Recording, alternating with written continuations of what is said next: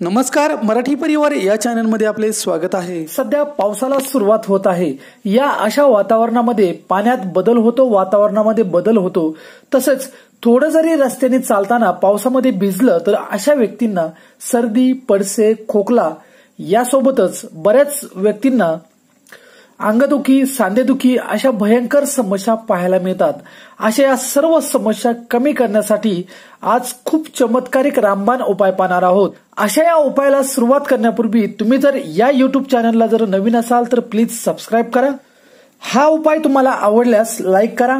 असेच नाविन्यपूर्ण व्हिडिओ पाहण्यासाठी बेल आयकॉनला टच करा। अशा या उपायासाठी आपल्याला लागणार आहे हळद, सुंठ किंवा घरामध्ये उपलब्ध असणारी अद्रक, यासोबत लागणार आहे तुळशीचे 5 पाने, तसेच गूळ, साधारणतः 3 मिरे, त्यासोबत लागणार आहे तुळशीच्या मंजुळा। या पदार्थांच्या मदतीने आज आपला उपाय करणार आहोत। ही जी तुम्ही वनस्पती पाहतात ही वनस्पती हिंदू संस्कृतीमध्ये सर्वात पवित्र वनस्पती म्हणून ओळखलं जातं। या वनस्पतीचा प्रत्येक पाट पानापासून फुलापर्यंत मुळे तसेच फांद्या सर्व खूप उपयुक्त आहे। ज्याही व्यक्तींना कायम निरोगी राहायचं आहे अशा व्यक्तीने आठवड्यातून एक वेळेस तरी तुळशीच्या सर्व अंगाचा जर काढा घेतला तर खूप चमत्कारिक फायदा होतो। अशा या तुळशीच्या मंजुळा डोकेदुखी कमी करण्यासाठी फार उपयुक्त असतात, अंगदुखीसाठी फार उपयुक्त असतात। म्हणून आपण या उपायासाठी तुळशीच्या मंजुळा सावलीमध्ये वाळून घेतलेल्या आहेत। यासोबतच याने तोंडाची चव, थकवा, घाम येणे अशी समस्याही या तुळशीच्या पानाने कमी होते। म्हणून या काढ्यासाठी आपल्याला लागणार आहे या तुळशीच्या मंजुळा आणि तुळशीचे पाने। तसेच या तुळशीच्या पाल्याने, तुळशीच्या अंगाने तापही एकदम लवकर कमी होतो। तसेच आपण यामध्ये वापरणार आहोत काळे मिरे। हे काळे मिरे जास्त खोकला असेल तर खोकला कमी करण्यासाठी फार उपयुक्त, घशाची खवखव याने लगेच कमी होते। यासोबत यामध्ये आपण जो पदार्थ वापरणार आहोत तो आहे सुंठ।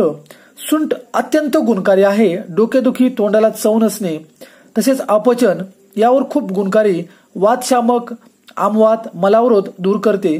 तसेच घशाला खवखव असणे, हृदयाला बळकटी देण्यासाठी, तसेच पोटाच्या तक्रारी कमी करण्यासाठी आणि आपल्या शरीरातील विद्राव्य घटक बाहेर काढण्यासाठी उपयुक्त असते। म्हणून याचे गुणधर्म सर्वांनाच माहित आहे। अशी ही हळद आणि गूळ आपल्या शरीरामध्ये बऱ्याच व्यक्तींना कफ एकदम घट्ट चिटकून बसतो आणि सतत कोरडा खोकला येत राहतो। असा खोकला कमी करण्यासाठी हा गूळ खूप उपयुक्त असतो। असा हा उपाय करण्यासाठी आपल्याला साधारणतः 2 कप पाणी लागणार आहे।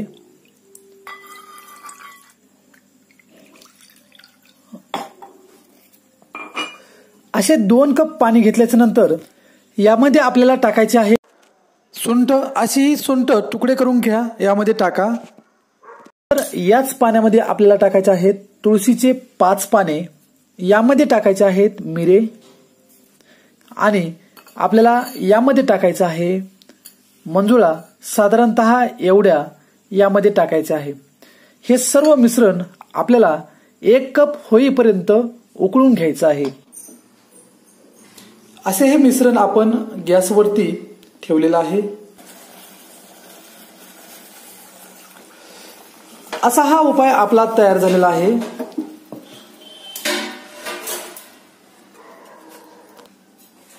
असे हे मिश्रण गाळणीच्या मदतीने गाळून घ्या।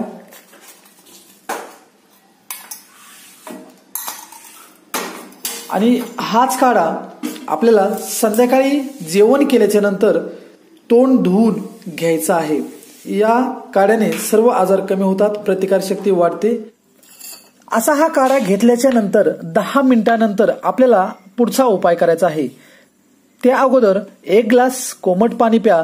त्यानंतर आपल्याला यावरती पाणी प्यायचं नाही। त्यानंतर साधारणतः एवढा आकाराचा गूळ घ्या आणि साधारणतः तेवढीच हळद घ्या, यामध्ये टाका। त्यानंतर काय करा, हा गूळ एकजीव करा, आपल्या हातावरतीच एकजीव करा। हा अशा प्रकारे तुम्ही हा गूळ बऱ्याच वेळ आपल्या हातावरती मळून घ्यायचा आहे। असा गूळ मळल्याच्या नंतर असा हा गूळ 1 मिनिट हातावरती मळल्यानंतर अशी आपल्याला गोळी तयार होईल। ही गोळी कोमट पाणी पिल्याच्या नंतर ही खायची, चोखून खा आणि यानंतर पाणी पिऊ नका। सकाळीच तुमचा घसा खवखव असेल, घसा दुखत असेल, त्यासोबतच खोकला येत असेल तर हे सर्व याने एकदम कमी होते। पहा चमत्कार तुम्हाला सकाळीच पाहायला मिळेल। असा हा चमत्कारिक उपाय आहे। एक लक्षात ठेवा, सर्दी पडसे खोकला झाल्याच्या नंतर सतत कोमट पाणी प्या, लगेच तुम्हाला आराम मिळतो। असा हा चमत्कारिक उपाय करा। हा व्हिडिओ आवडल्यास लाईक करा, ज्यांना गरज आहे त्यांना शेअर करा, सबस्क्राईब करा। धन्यवाद।